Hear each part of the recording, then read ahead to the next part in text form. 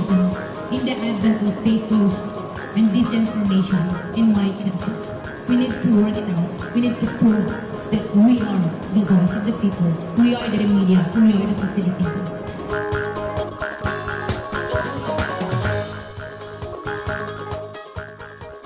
Ania na ang mga balita nga nahagpat sa Newsline Philippines Information Center. Ako si Paul Palacio. Tutok na!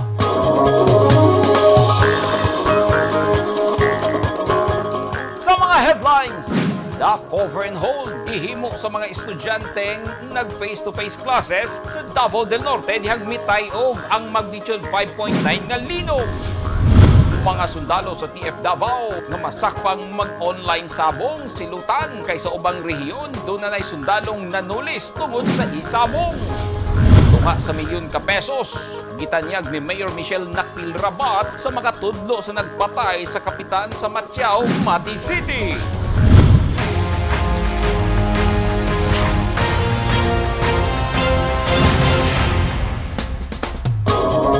Sa detalye sa ato mga balita, nagtanyag og tunga sa milyon ka peso si Mayor Michelle Rabat sa makatudlo sa responsable nagpatay kang Kapitan Ronnie Valera sa barangay Matyaw sa Mati City. Nagmugna na sab og task group aron motutok sa kaso. Anyang report ni Eugene Hinutan. Mipasalig si Mayor Michelle Nakpil Rabat nga mohatag og tunga sa milyon ka pesos nga reward money sa tawo nga makatudlo ug makahatag og impormasyon sa suspect nga mipusil patay kang barangay Kapitan Ronnie Valera sa Matyaw, Mati City, Davao Oriental niadtong milabayng semana. Sumala ni Mayor Rabat, iyang nadesisyonan ang paghatag og reward money aron mas madasig ang katawhan sa pagduol sa mga otoridad ug paghatag sa impormasyon sa responsable sa krimen ug aron mas mapadali ang pagsulbad sa kaso. Una nang gikondina ni Mayor Rabat ang pagpatay kang Kapitan Valera nga ilado usab nga iyang taga-suporta. Gikasubo sa mayor ang kamatayon sa kapitan. Sanglit kini ang unang higayon nga dunay madugong insidente panahon sa eleksyon. Kahinumduman nga gipusil sa wala pa mailhing mamumuno si Kapitan Valera pasado alas 8 sa gabi niadtong Miyerkules, Abril 13 sa Purok Matahimik 1 samtang nagduyan sulod sa iyang panimalay ug naigo kini sa ulo. Tulo ka mga basyo sa bala sa kalibre 45 nga pistola ang narecover sa mga otoridad sa crime scene. Narecover usab sa mga otoridad sa posisyon sa biktima ang gipanag-iyahan niini nga pusil. Gisuwayan pa pagdala sa ospital ang kapitan apan wala na kini matabang pa tungod sa mga pinusilan sa iyang ulo ug lawas. Mas gipalawman pa sa mga otoridad ang investigasyon sa pagpusil patay kang Kapitan Valera aron hingpit nga mahatagan og hustisya ang iyang kamatayon. Gimugna na sab ang Special Investigation Task Group para kang Kapitan Valera. Eugene Hinutan, Newsline Philippines, Davao Region. Stay safe. Daghana ang napurdoy og nagkautang-utang tungod sa isabong og sagad sa namatikdan nga nahimong kontrobersiya sa mga personahe sa pulis o kasundaluhan. Duna ba'y kamanduan ang Task Force Davao kabahin niini? Ani ang report. Daghan na og nabuang og nagkautang-utang tungod sa isabong kung online sabong ug daghanang pamilya ang nagkagubot tungod sa maong bisyo. Kaganina, dito sa Region 12, usa ka sundalo ang nakuha ng video nga nang hold up sa usa ka tindahan. Duda sa iyang mga kauban, nalubong na sab sa utang sa isabong si Sir.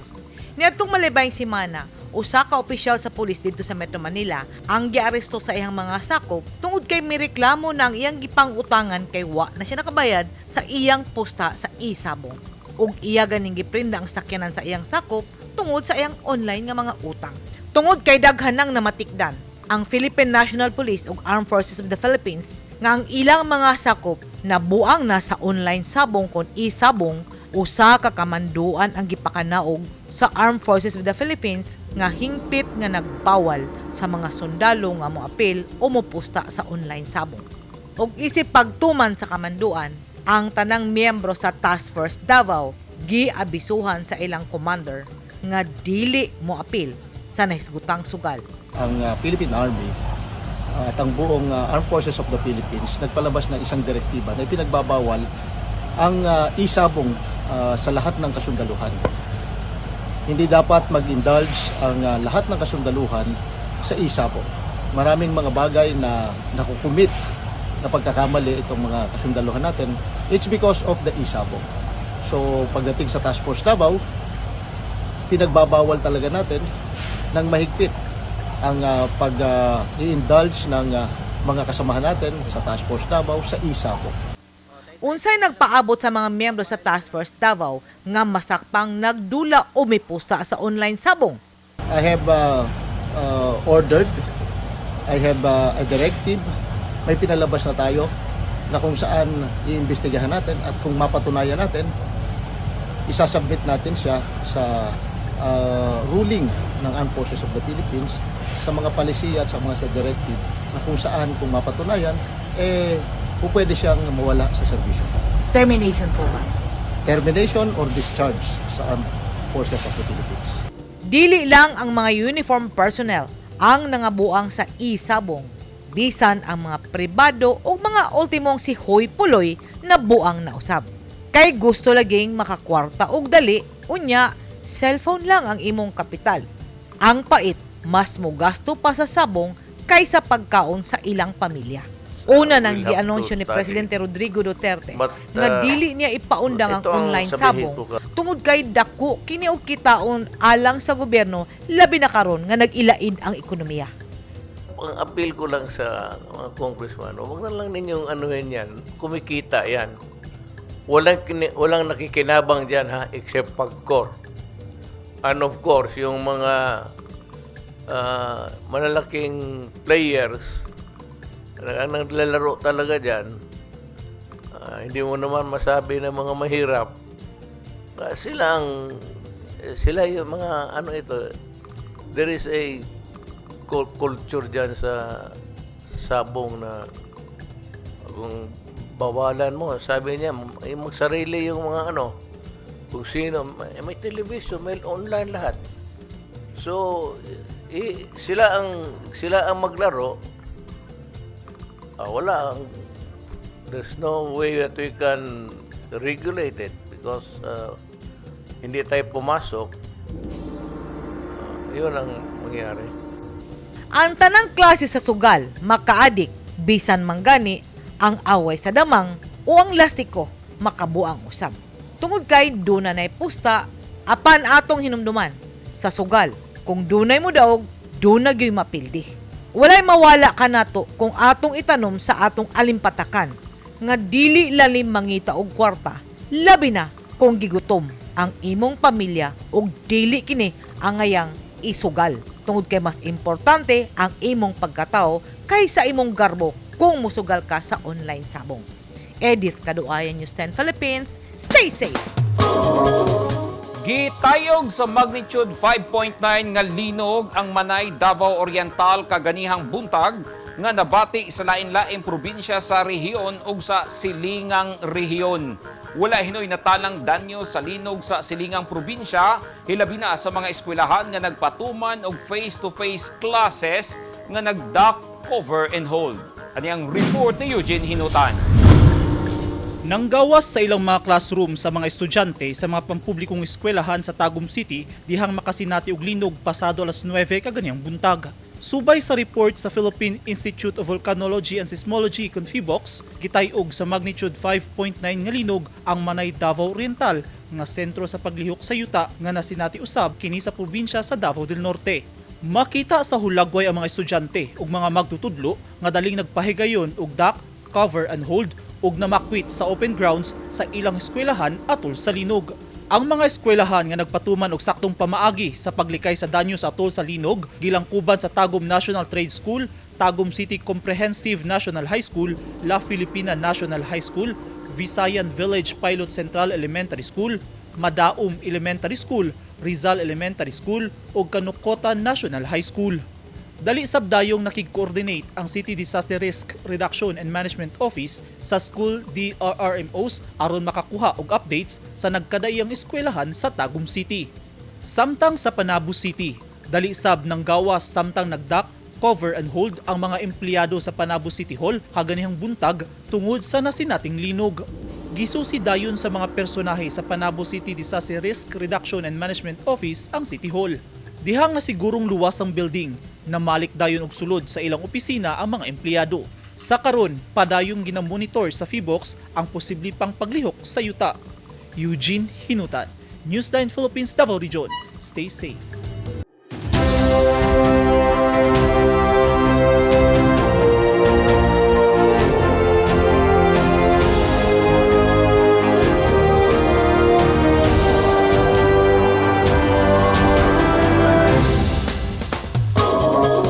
This portion is brought to you by Toyota.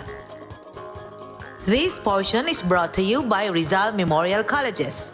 This portion is brought to you by Davao Light and Power Company. Gikalot sa mga pulis ug sundalo sa lungsod sa Montevista sa Davao de Oro ang kalabira sa usa ka NPA nga gipusil sa iyang kauban kay gidudahang spy sa gobyerno. Gipatay ang biktima niadtong tuig 2019 ug gilubong sa usa ka sitio sa Montevista. Ani ang report ni Norin Michelle Igonia. Apil sa nalubong ang pitaka nga dunay ID sa biktima nga mo'y tulay sa mga pulis sa Montevista ug tropa sa 25th Infantry Battalion aron mailhan kini. Nakapangalan sa ID ang usa ka Reneboy Abiao, 39 anyos, residente sa Puro 4, Barangay Lebano na Montevista, Davao de Oro. Subay sa investigasyon sa mga pulis ug impormasyon nga gihatag sa kanhi NPA, gipusil si Abiao sa usa ka commander hiker niadtong tuig 2019 kay gidudahan kining asset sa mga sundalo, hilabi na nga niadtong higayuna buot nang musurrender ang biktima. Si hiker ang commander sa Guerrilla Front 33 nga napatay rasab sa engkwentro tali sa mga sundalo. Kanhi kauban rasab sa kalihukan ang nagtudlo kung asa gilubong si Abiao nga positibong giila sa inahan nga iyang anak ang gipatay sa NPA. 5 ka tuig na kining wala ikita sa pamilya. Miingon si Abiao sa iyang inahan nga mangita kini og trabaho apan nahibaluan na lang niya sa mga sundalo nga misampa kini sa kalihukan ug iyang kauban rasab ang nagpatay. Norin Michelle Igonia, Newsline Philippines sa Davao Region. Stay safe. Duha ka mga miyembro sa New People's Army kon NPA ang namatay sa engkwentro tali sa mga sundalo sa 29th IB sa Philippine Army sa Barangay Jalyubong sa Kitcharaw, Agusan del Norte sa miaging adlaw. Giila sa mga sundalo ang namatay nga sila Samuel Batikan ug usa ka alias Yao Ming. Na-recover sa encounter site ang usa ka AR-15 rifle, usa ka M14 rifle, personal nga gamit ug pagkaon. Samtang sa paningkamot sa 36th Infantry Battalion ug 3rd Special Forces Battalion, nakumbinsi nila nga mo-surrender ang high-ranking leader sa NPA nga giilang si Fortunato Suazo Undayon sa Barangay Puyat, Carmen, Surigao del Sur. Apil siyang gisurrender ang usa ka AK-47 ug M1 carbine rifles. At tangi! LGU sa Osami City mihatag og unom ka dialysis machine sa ilang regional hospital. Og desalination machine gihatag sa mayor sa Dapitan sa mga residente sa duha ka isla. Naging mapaghamon ng taong 2020 sa bawat Pilipino at sa Philippine Charity Sweepstakes Office. Nakapanlulumo at nakapanghihina, ngunit hindi tayo kapwa susuko. Mula noon, ngayon, at sa hinaharap, asahang makakasama ninyo ang PCSO sa pagbangon ng Pilipino sa anumang pagsubok. We will get through this crisis as one nation. Ang mga taong dunay mga ginahambin nga mga grabing mga balatian o comorbidity, hilabi na ang mga senior citizen, sila ang mas delikado nga maigo sa coronavirus disease COVID-19. Busa dubling pag-amping ang himuon og tambali ang mga ginahambin nga mga sakit. Ang pagtumar sa Bilonga Gold Herbal Capsule is a food supplement makatabang aron mapunggan nga musamot ang mga balatian. Turmeric uluyang dilaw ang nagunang sagol sa Bilonga Gold. Gisagulan og sodium ascorbate o vitamin C aron mas mulig-on ang immune system. Ang Bilonga Gold Herbal Capsule mapalit sa mga butika.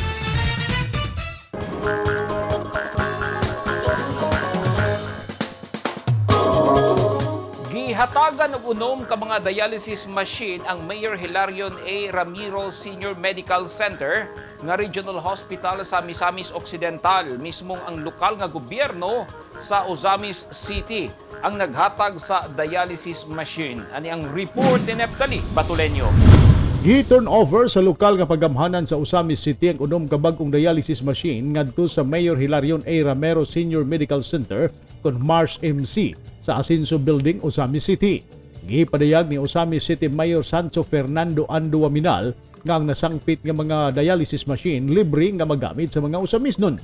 Gipasalamatan usab sa mayor ang Mars MC sa pagpanguna ni Dr. Jesus Martin Santiago III sa ligong partnership o pakigtambayayong nini alang sa pagserbisyo sa mga Ozamisnon.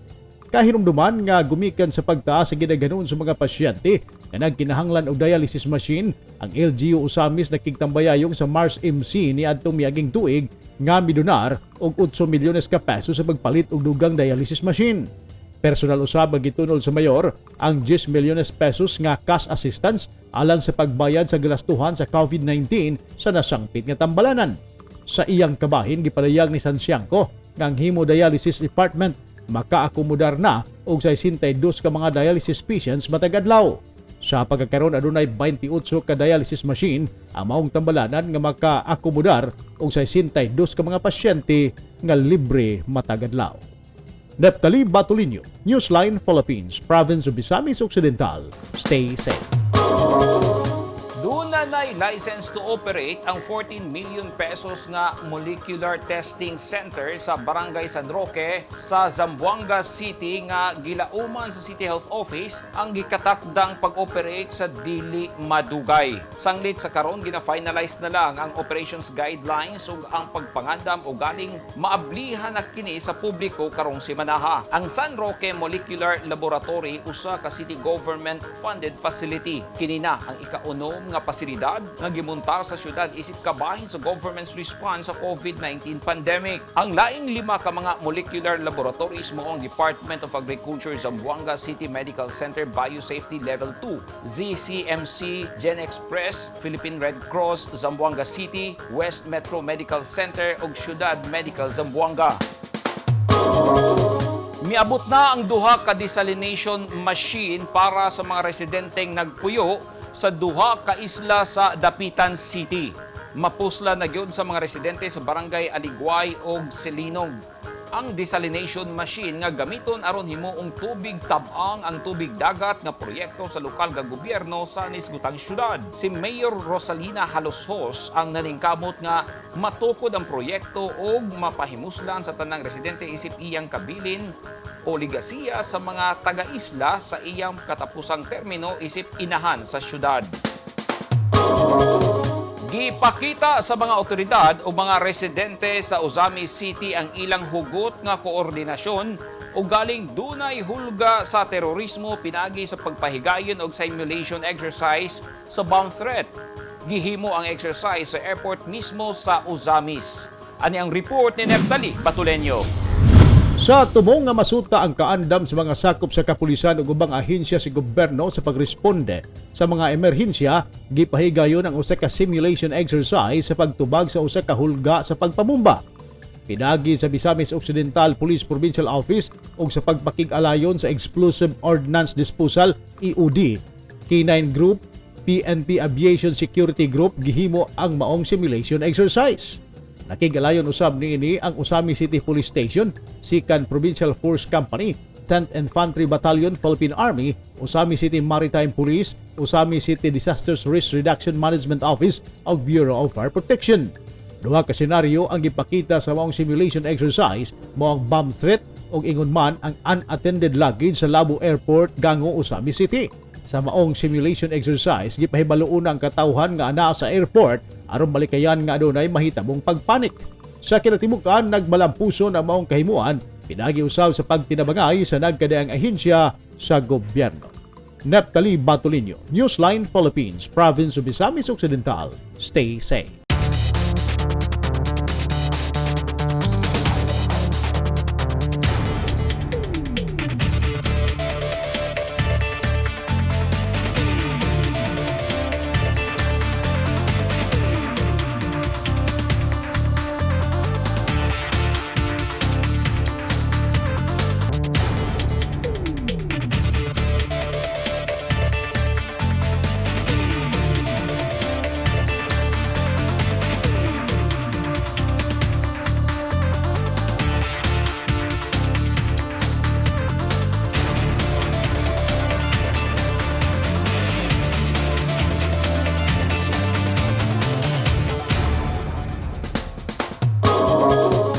mao kadto naghingpit sa mga balita nga nahagpat sa Newsline Philippines Information Center. Alang sa dugang mga balita, bisitaha ang website nga www.newsline.ph. Sa Facebook page, Instagram, newsline.ph. O sa Twitter, newsline.ph. Kung aduna mo'y mga balita o impormasyon sa inyong tagsa-tagsa ka mga lugar sama sa sunog ug baha, mamahimo ka na ninyong i-share pinagi sa Newsline Messenger. Makita usab ninyo sa Channel 49 ug Channel 50 sa NCTV and Cable TV sa North Cotabato. O mo-subscribe kita sa YouTube channel sa Newsline Philippines. Ug syempre sa app nga TikTok. Ako si Paul Palacio. Daghang salamat and stay safe!